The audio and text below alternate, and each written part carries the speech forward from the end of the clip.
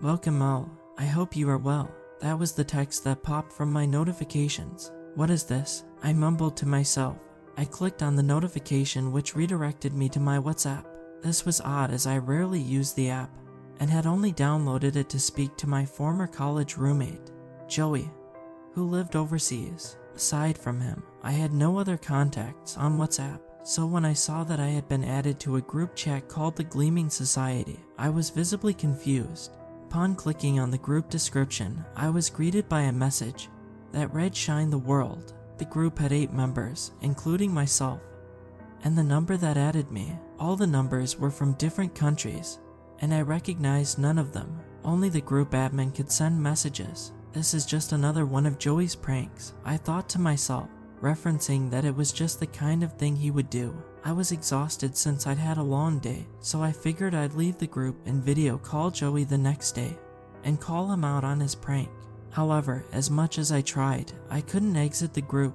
Figuring it was just a bug in the app, I decided to clear the cache and try again. Nothing. I then restarted my phone to no avail. Seeing no other way out of this, I decided to uninstall the app.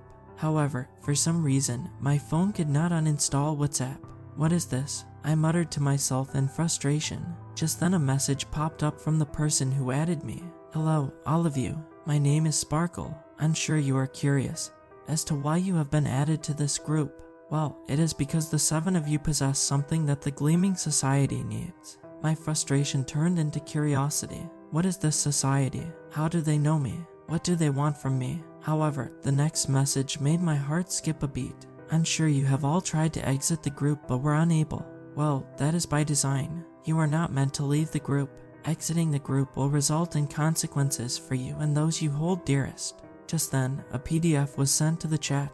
It automatically opened itself, and in it was my name, address, phone number, and social security details. It also contained the same details for my sister. There was also a link which also clicked itself and showed the live locations of myself and my sister in an app I'd never seen before. The app then closed itself, and I was once again back in the group chat. Once again there was a new message. If any of you tries to discard your phone or do something to the same effect, well, words just won't do me justice. Watch this instead. Just then a video was sent to the chat. It opened itself and started playing. In it, there were 7 individuals in a row inside a white room, 3 women and 4 men. They were each strapped to a chair, a look of anxiety enveloping their faces. They seemed to be talking among themselves, but the video had no sound.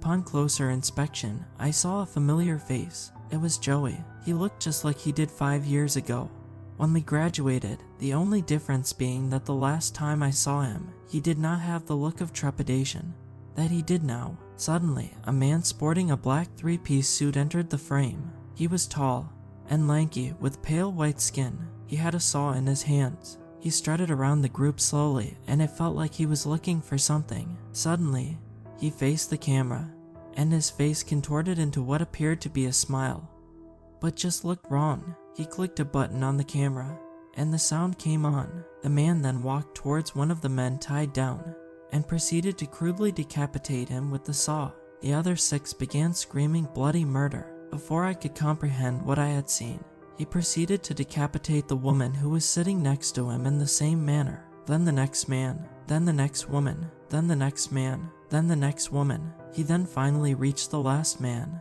who happened to be Joey. I proceeded to watch as he cut off the head of one of the few people I truly cared about in life. Joey's blood gushed out of his severed body as his head fell on the tiled floor, joining the other 6 that were on the floor. The man's suit was covered in blood as he approached the camera, and in a cold tone said, "Follow the instructions." The video then ended and I was back in the group chat. All the emotions hit me at once. I felt a knot forming in my stomach. I felt like puking, crying, shouting, and hitting something at the same time. Joey was the only person I'd felt connected with in my life. My family was a bunch of gaslighting narcissists, and I had long emancipated myself from them. I only sent them the occasional Christmas card. However, I kept in contact with my younger sister, who, despite my numerous attempts at convincing her to cut them off, had not. I could no longer keep it in, and emptied all the contents of my stomach on my living room carpet and burst into tears. As reality began to set in, I had just lost my best friend in the world. My immediate thought was to call my sister. Just as I picked up my phone, it rang. The name was Joey. With my hand nervously shaking, I picked up the call, not knowing what to expect. "Hello," I asked. Silence. "Is anyone there? Answer me, you coward. I swear I'm calling the cops right now. I don't care who you are. They will find you and you will rot behind bars, you murd." I was interrupted by an all too familiar laughter. "Happy April Fools. Thought you there, mate," followed by a bout of laughter. Words could not describe the feeling I was experiencing. I was angry, relieved, and pissed all at the same time. I could only choke out the words US. More laughter followed before the phone suddenly disconnected. However, something felt off about the phone call. It sounded pre-recorded and forced. Suddenly, a text popped into the group chat. "Today isn't April 1st.